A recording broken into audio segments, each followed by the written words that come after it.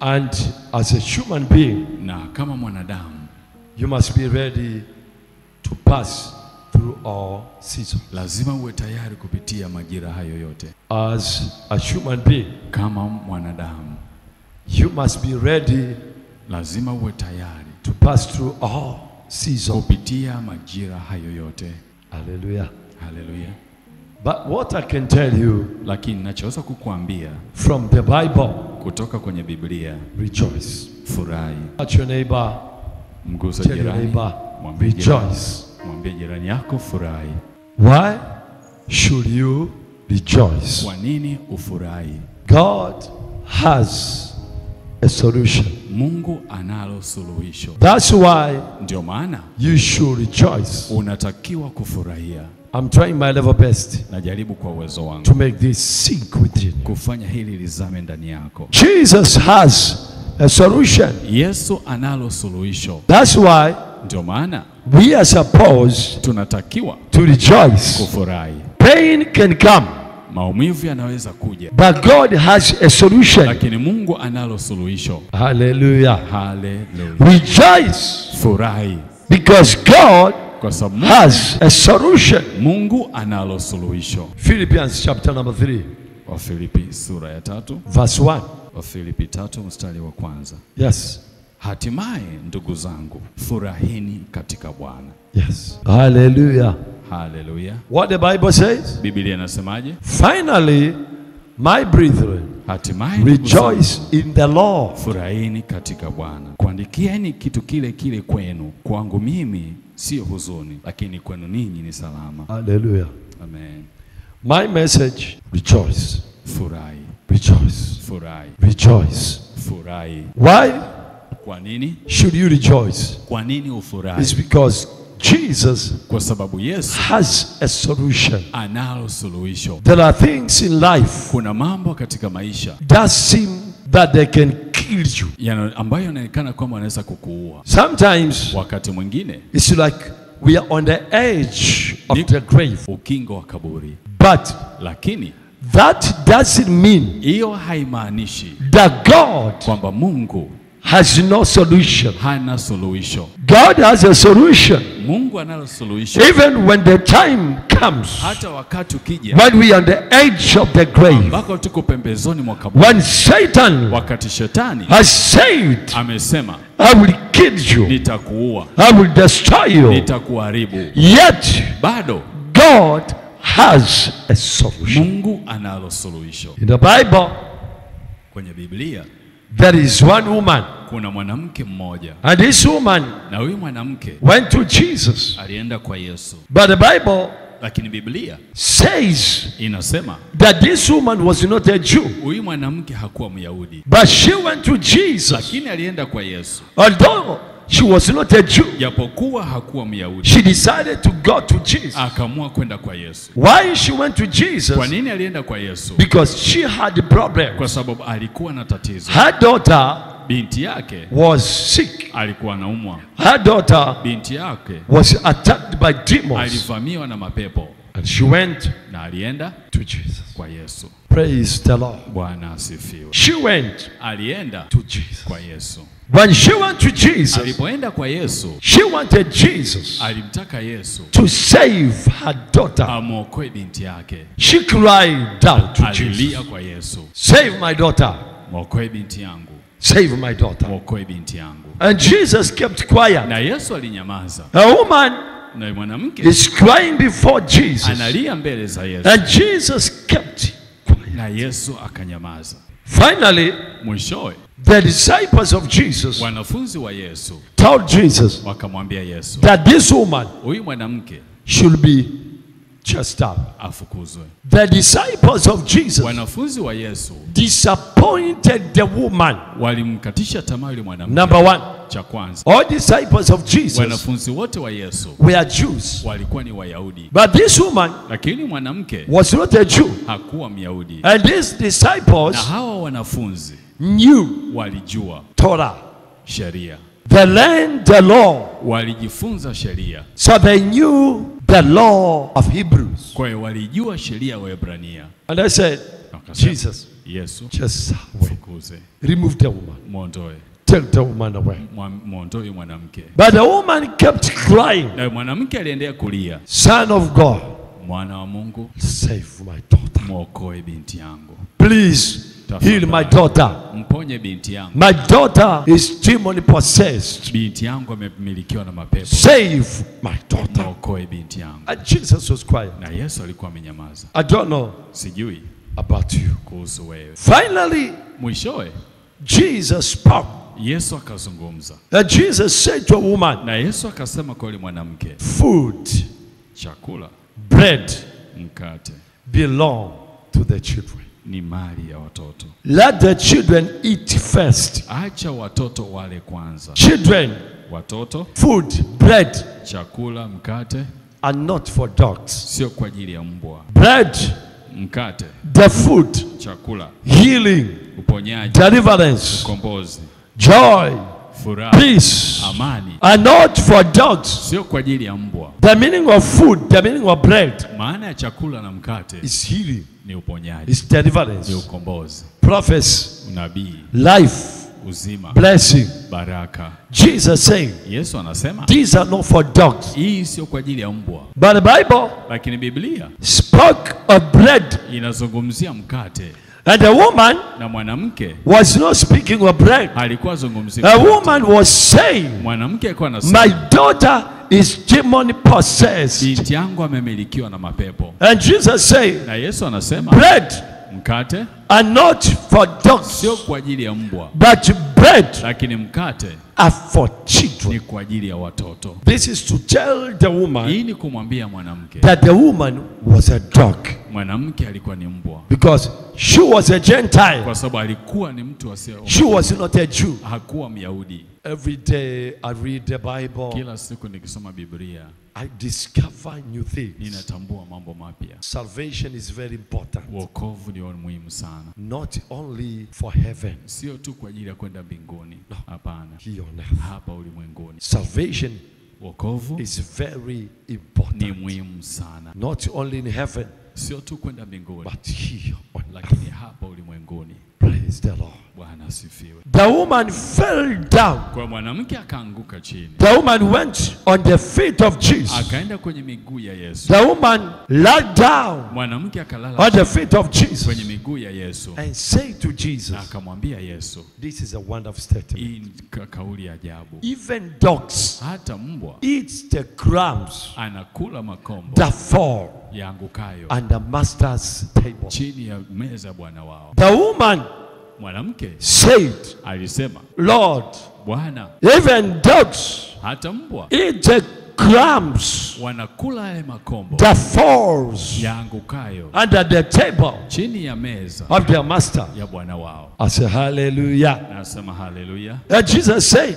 Na Yesu anasema, it's amazing. inashangaza, It's a wonder faith. ni imani ya ajabu, It's a greatest faith. ni imani kubwa. Jesus said, Yesu anasema, I've never seen this faith sijawahi kuona hii imani in Israel. ndani ya Israeli. Imagine Jesus Fikiria Yesu is telling these people anawaambia hao watu that he had never encountered this faith kwamba hajawahi kutana na hii imani in Israel, ndani ya Israeli, but lakini he has encountered the faith amekutana na imani not in Israel, sio ndani ya Israeli. but in a Slovenian woman, a woman from Greece, Mwanamke anayetokea Ugiriki, a woman who is not a Jew, mwanamke asiye Myahudi, a woman who is not of Israel. mwanamke ambaye si Mwisraeli. Jesus encounters faith Yesu anakutana hiyo imani not from Jews. sio kwa kutoka Uyahudi. Jesus encounters faith Yesu anakutana imani from a woman kutoka mwanamke who is from far. ambaye kutoka mbali, And he said,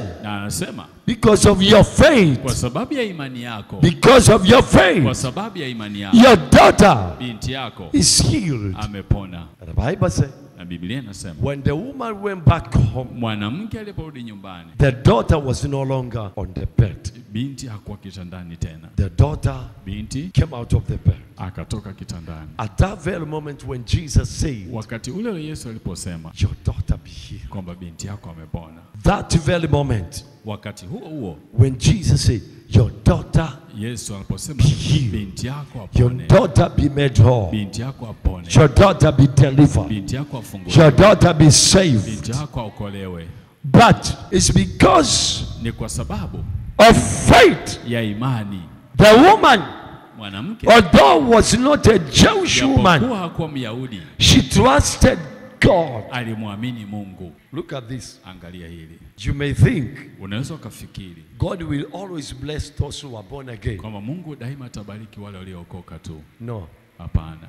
God is ready to bless everyone. Mungu yuko tayari kubariki kila mmoja. But Lakini God Mungu is waiting to see their faith. anasubiri kuona imani zao. God can heal anyone, Mungu anaweza kumponya yeyote, whether he's born again ameokoka or he's not born again. au hajaokoka. But God does it Lakini Mungu anafanya because of their faith. kwa sababu ya imani zao. When you go to Jesus, Unapoenda kwa Yesu, go to Jesus knowing unaenda kwa Yesu ukijua that Jesus has a solution. kwamba Yesu analo suluhisho. Praise God. Today, Leo you may be crying. unaweza kuwa unalia, You may be in pain. unaweza kuwa kwenye maumivu, You may be sick. inawezekana unaumwa. Today, Leo you may be wherever you are. inawezekana vyovyote ulivyo. But when you go to Lakini Jesus, ukienda kwa Yesu, every time you go to kila Jesus, wakati ukienda kwa Yesu, go to Jesus knowing unaenda kwa Yesu ukijua that Jesus has a solution. kwamba Yesu analo suluhisho. Hallelujah. Haleluya!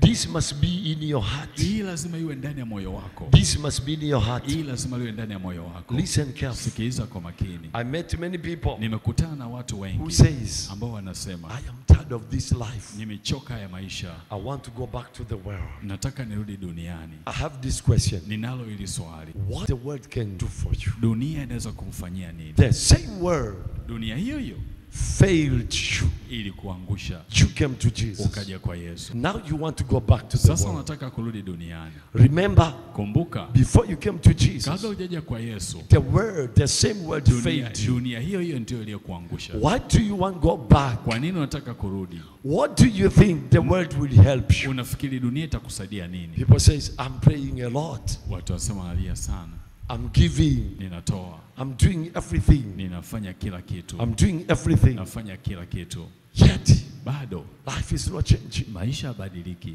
I want to go back. Nataka nirudi. I'm asking you. Ninakuuliza, I'm asking you. nakuuliza, The world failed you dunia ilikuangusha. when you were serving the world. Wakati unaitumikia dunia ilikuangusha. The world failed you Dunia ilikuangusha. when you were saving. Wakati kule ulikuwa unaitumikia, You decide to come to Jesus. ukaamua kuja kwa Yesu. What do you think Unafikiri ni nini the world can give? kwamba dunia inaweza kukupa? There is solution. Ipo suluhisho. The only solution Suluhisho pekee is in Jesus Christ. liko ndani ya Kristo Yesu. The only solution Suluhisho pekee is in Jesus Christ, lipo ndani ya Kristo who Yesu, died for your sins, aliyekufa kwa dhambi zako, who shed his blood alimwaga damu yake for your sins. kwa ajili ya dhambi zako. You are not able to save yourself. Hauwezi kujiokoa, You fail to save yourself. ulishindwa kujiokoa, But Jesus saved lakini you. Yesu akakuokoa. The world can never give you any solution. Haiwezi kukupa suluhisho lolote. The solution is in Jesus. Suluhisho lipo ndani ya He Yesu. died for your sins. Alikufa kwa ajili ya dhambi zako. The world did not die for your sins. Dunia haikufa kwa ajili ya dhambi zako. The world Dunia did not give itself haikutoa to be striped for you to be healed. iliweza kupigwa kwa hiyo uweze kupona. Only Jesus Ni Yesu pekee gave his body alitoa mwili wake and he was striped. na alipigwa. He was smitten. Alipigwa He was bruised because of your kwa disease, sababu ya dhambi zako, because of your kwa sickness, sababu ya ugonjwa wako, because of your kwa pain. sababu ya maumivu yako. He paid. Alilipa. He paid for your calamities. Alilipa kwa ajili ya majanga The yako. calamities. Kwamba majanga Although japokuwa Satan will command calamities to Shetani come, ataamuru majanga yaje, but the calamities lakini majanga will not overflow you. hayata kugarikisha. Calamities Majanga will not destroy you. hayata kuharibu. One man paid. Mtu mmoja alilipa. One man died. Mtu mmoja alikufa. One man died. Mtu mmoja alikufa. The calamities kwamba majanga should not overflow you. yasikugarikishe. The calamities kwamba majanga should not kill you. yasikuue. One man paid. Mtu mmoja alilipa. He paid on the cross. Alilipa msalabani. And the Bible says Biblia inasema he died a shameful death. alikufa kifo cha aibu. He died a shameful death. Alikufa kifo cha aibu. As he was dying Alipokuwa anakufa on the cross, pale msalabani, he was destroying the alikuwa power anaharibu nguvu of death. ya mauti. That the one that had the power of death Dunia ilikuwa na nguvu ya shall have no mauti, power isiwe na nguvu anymore to kill you. ya kukuua. As he was dying, Alipokuwa akifa, he was delivering you, alikuwa anakukomboa, taking you out of captivity. anakutoa katika kifungo, He took you out. alikutoa. No matter what you see, Haijalishi unachokiona, Jesus paid. Yesu alilipa. Is the solution giver. Ni mtoa suluhisho. Sometimes Wakati mwingine when I hear ninaposikia testimonies shuhuda of people za watu of what Jesus did for them, kwa kile Yesu alichowatendea, I am overwhelmed. ninashangazwa. I was talking to Evita, Nilikuwa zungumza na I think Elvita, 3 days ago, nafikiri siku 3 2 zilizopita, days or 3 days ago. siku 2 au 3. Praise God. Bwana asifiwe. What happened in labor Kilichotokea kule kwenye chumba cha was kujifungulia very tremendous. kilikuwa ni cha ajabu, Was very tremendous. kilikuwa ni kitu cha ajabu. 5.1 kilogram, Mtoto wa kilo Male 5 child. na 100, mtoto wa kiume, not operation, bila kufanya operation, normal delivery. kujifungua kwa kawaida.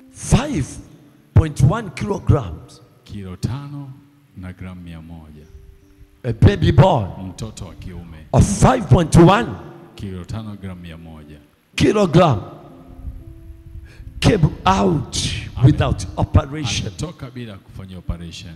And she told me, Na aliniambia when a baby came out, mtoto alipotoka, you know that there is this, what I don't know Kuna hiyo they wanaita call it. nini? Yes, placenta refused to come out. The placenta remained and was torn.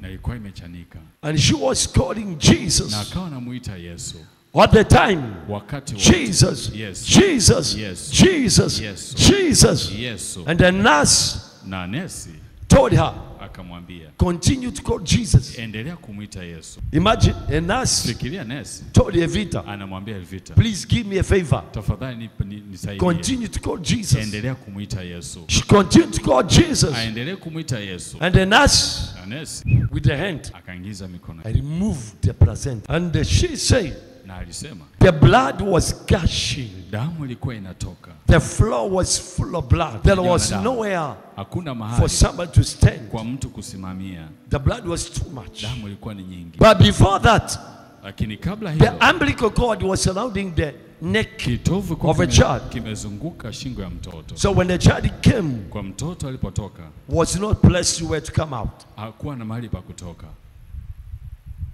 And she kept calling Jesus. na akaendelea kumwita Yesu. And also a nurse, Pia nesi the nurse was saying, akasema, I'm removing the cord. ninaondoa hichi kitovu, I'm removing the umbilical cord. naondoa hichi kitovu. She was doing it spiritually. Alikuwa anafanya She was rohoni. speaking words. Alikuwa anatamka maneno The baby came out. na mtoto akatoka.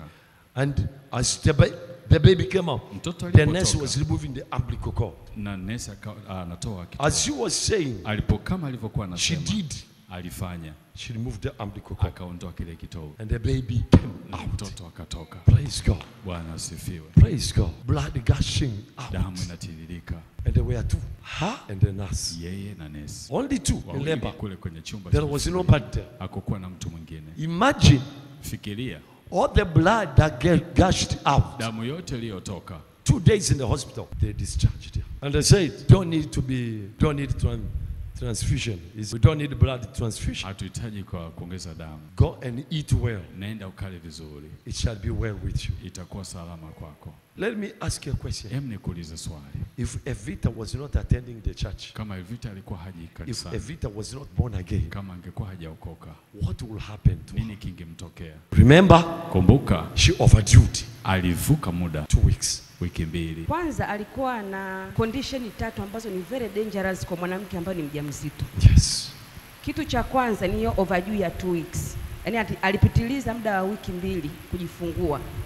na kilichokuwa kinasababisha ni kwa sababu mtoto alikuwa na cord around the neck. Yes. Mtoto akishakuwa na kitovu kikizingira shingo, anashindwa kushuka. Kwa hiyo condition ndio ilikuwa inamfanya ashindwe mtoto kushuka na pelvic kufunguka ili mtoto aweze kutoka. Kwa hiyo ni condition ya kwanza, ambayo hiyo condition ni very dangerous kwa mtoto. Huwa mara nyingi zinawanyonga mtoto, anajinyonga, anakufa tumboni. Kwa Mungu akamemrescue mtoto kwa hiyo condition ya kwanza. Condition ya pili, mtoto alikuwa ni overweight, tunasema big baby. Mtoto mara nyingi normal weight ni 2.5 mpaka 3.5 ndo anapita through vaginal, yani anaweza kapita through normal delivery. Mtoto 5.1 ni big baby, ambapo hakuna namna huyu mtoto angetoka kwa njia ya kawaida, yani hakuna. Mimi ni daktari, nimekaa leba, nimefanya siza nyingi. 5.1 hakuna jinsi mtoto angeweza kutoka through normal delivery, ilikuwa lazima aende siza. Kwa hiyo pia hiyo condition ya pili nimeshangaa huyo mtoto hata ametokaje. Condition ya tatu ambayo ni very dangerous na mama alikuwa anaondoka, inaitwa placenta, retained placenta. Kwamba mtoto ametoka sasa, lile kondo la nyuma linatakiwa litoke, likabaki. Ile condition mara nyingi huwa anaondoka mama, kwa sababu inasababisha kitu kinaitwa PPH. Mama anakuwa anatoa sana damu. Na ile mara nyingi huwa haitoki mpaka mzazi apelekwe theater, aende aidha akatolewe kizazi. Mara nyingi ni kutoa kizazi, lakini mara nyingi huwa inaweza kusababisha kifo cha mama. Na ndio maana unaona Evita anasema alimwaga sana damu. Kitaalamu tunasema PPH. Lakini unaweza ukaona jinsi ambavyo pia Mungu amemsaidia kwamba yule nesi alipata maarifa, akaingiza mkono ndani akatoka na lile lidudu. Lakini baada hapo pia huwa wanableed sana. Kwa hiyo tunawapack na gozi na kuwapa dawa maalum za kuwasaidia. Kwa hiyo Evita amepitia kipindi ambacho alikuwa na condition zote tatu za mama mjamzito ambao ni very dangerous.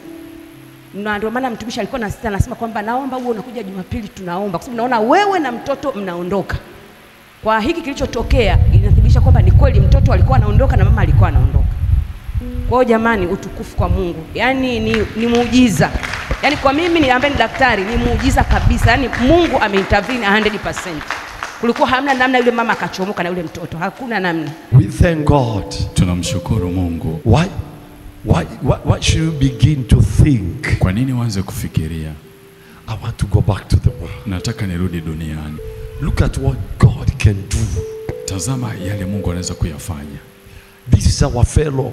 Huyu ni mwenzetu. Sister in the church. Ni dada mwenzetu hapa kanisani. I kept saying.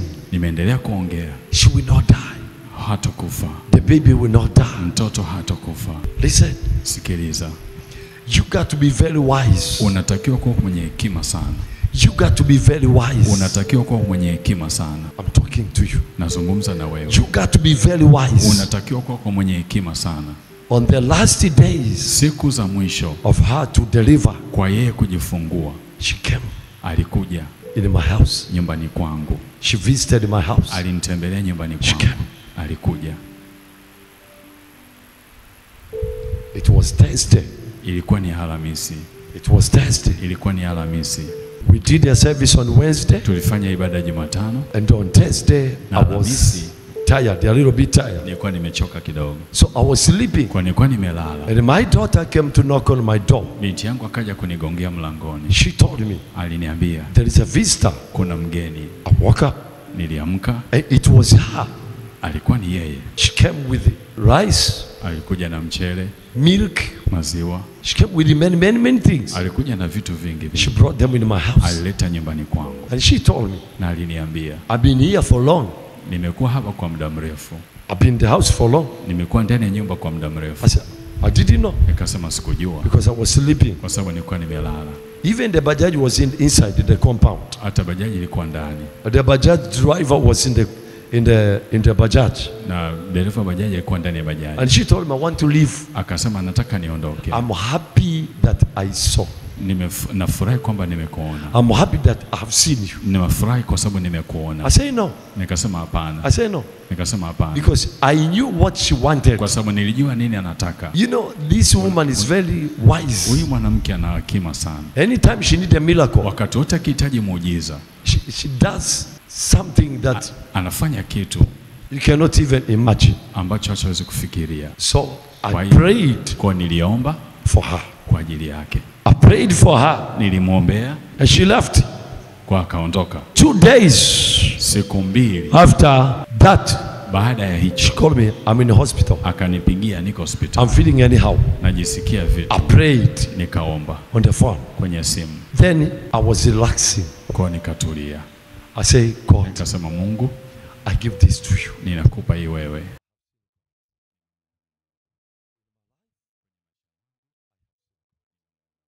I know Ninajua for you it may be kwa simple, wewe inaweza kuwa ni rahisi tu. but for me as a man of Kwa God, mimi kama mtumishi wa Mungu, I have seen God. nimemuona Mungu. Listen, Sikiliza. me, Mimi I am ready.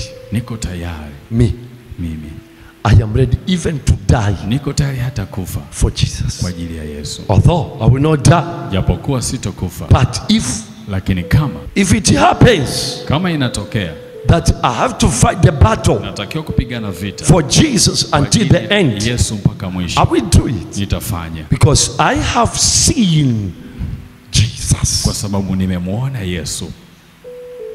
Imagine Fikiria after that miracle, muujiza, the following day, siku inayofuata Satan came to kill the baby. shetani akaja kumuua mtoto. Wait a minute. Subiri kidogo. Satan came to kill the baby Shetani akaja kumuua mtoto the following day. siku inayofuata, And the baby na mtoto was at the point of death. alikuwa kwenye hali ya kufa.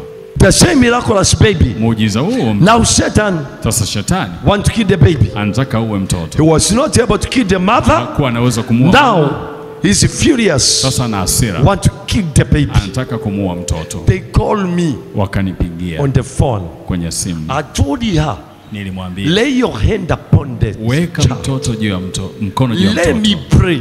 Niombe.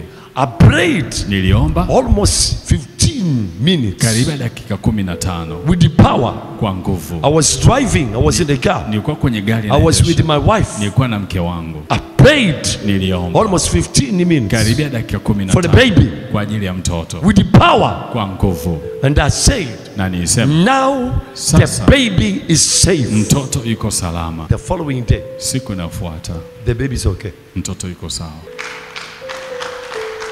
They have discharged them. Wakawaruhusu, They are home. wako nyumbani. Listen, Sikiliza, I'm asking you to nakuuliza wewe leo, why do you want to leave Jesus? kwa nini unataka kumwacha Yesu? Where do you want to go? Unataka kwenda wapi? There is no solution Hakuna suluhisho out of Jesus. nje ya Yesu. Pastor, amen. Ametuma message, anasema yuko anafuatilia ibada, anasema Dr. Mary alichoeleza ndicho alichoambiwa hospitalini. Oh, so she's watching. Kwa hiyo Yes. anatutizama. Kwa anasema hivyo alivyoeleza Dr. Mary ndio madaktari walivyomwambia kwamba hali ilikuwa ni hali ya hatari. Hallelujah. She's watching us. She's Anatutizama. following the Anatufuatilia. service. Anafuatilia ibada. Yes. Ndio, Yes. ndio. It's not possible for this miracle. Kwa huu muujiza I don't know. sijui. I don't know. Sijui. This God, I will continue to serve Huyu Him Mungu nitaendelea kumtumikia at any cost. kwa gharama yote. Praise the Lord. Bwana asifiwe. Praise the Lord. Bwana asifiwe. Look, I've seen God. Tazama, nimemwona Mungu. The solution is only in Jesus. Suluhisho ni ndani ya Yesu tu. That's why He wants you to rejoice. Ndio maana hakutaka ufurahi. Things may be bad. Mambo yanaweza kuwa ni mabaya. When you speak to somebody, Unapoongea na mtu, nobody understands you. hakuna anayekuelewa. Nobody understands you. Hakuna anayekuelewa. Look at me. Nitazame. You see, Unaona? we condemn each other. Tunahukumiana. We point finger to each other. Tunanyoshiana vidole sisi kwa sisi. No one knows Lakini hakuna ajuaye what someone else is passing through. mtu mwingine anapitia nini. When somebody is condemning you, Mtu anapokuhukumu is pointing finger ananyosha kidole towards you. kukunyoshea wewe. They don't know what you are passing Hawajui through. unayoyapitia. Rejoice. Furahi. The reason for you to rejoice Sababu ya kufurahi is because Jesus has a kwa sababu solution. Yesu analo suluhisho. Floods may come. Mafuriko yanaweza kaja. Floods may come. Mafuriko yanaweza kaja. But that floods Lakini hayo will mafuriko not overflow you. hayatafurikisha. Look at the case of Jesus. Angalia jambo la Yesu. Look at the case of Jesus. Angalia jambo la Yesu. Revelation chapter number 12. Ufunuo sura ya 12. Okay? Sawa? Read at your own time. usome kwa muda wako. But I want you to read the whole chapter. Lakini nataka usome sura nzima. This is the case of Hili Jesus. jambo la Yesu. Jesus is born Yesu amezaliwa as the Savior of the world. kama mwokozi wa ulimwengu And Satan is na against. shetani iko kinyume. If Satan Kama shetani fought Jesus, alimfuata Yesu, what about you? vipi kuhusu wewe? Satan fought Jesus. Shetani alipigana na Yesu. When Jesus was born, Yesu alipozaliwa, Satan came to fight shetani akaja kupigana, because Satan knew kwa sababu shetani alijua that his time huu ni wakati, is over.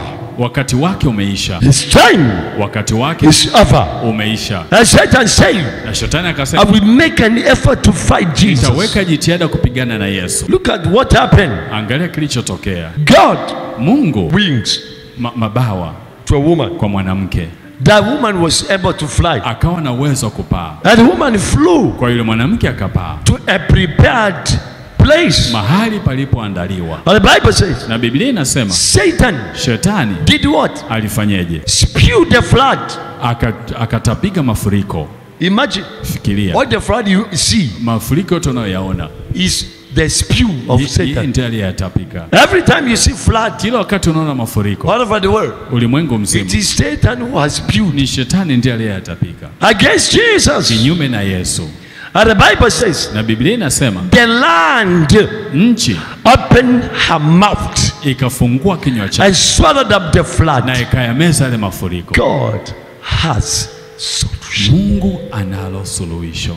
Look, Tazama, don't cry. usilie, Rejoice. furahi, Rejoice. furahi. Every time Satan Kila- plans evil Shetani apopanga against you, kinyume na wewe, remember Jesus has kumbuka Yesu a solution analo on suluhisho that particular situation. kwenye hali hiyo. On that particular Kwenye situation, hiyo hali God has a solution. Mungu analo suluhisho.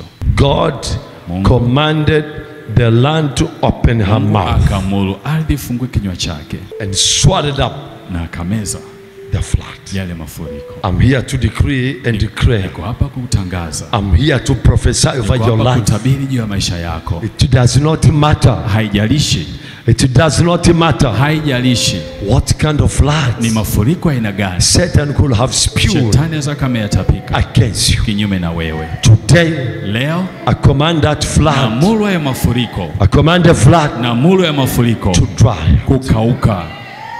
Today, Leo I command na muro the earth to open her mouth kufungua kinywa chake and swallow up na kumeza the flood hayo mafuriko that Satan Ambayo shetani- sent against you. shetani ituma kinyume na wewe.